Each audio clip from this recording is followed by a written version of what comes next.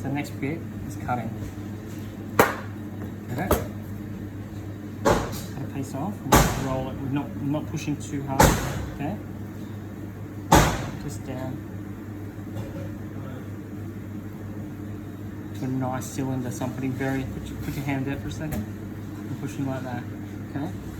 I'm just rolling the gnocchi. There's hardly any pressure on it. If you put pressure on in one spot, you put a dent. Okay, so no pressure. Let the pasta just get itself out. Now, sometimes a fork it'll put a dent in it. We'll just cut it now.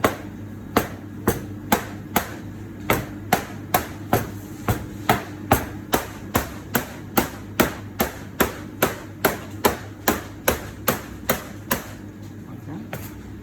Little dusting of flour.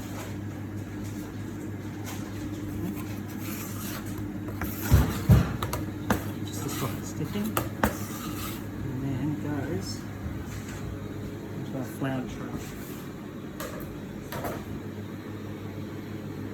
This goes into the cool room, just like that, no covering. If you cover it, it sweats and goes pasty. Okay? Fine.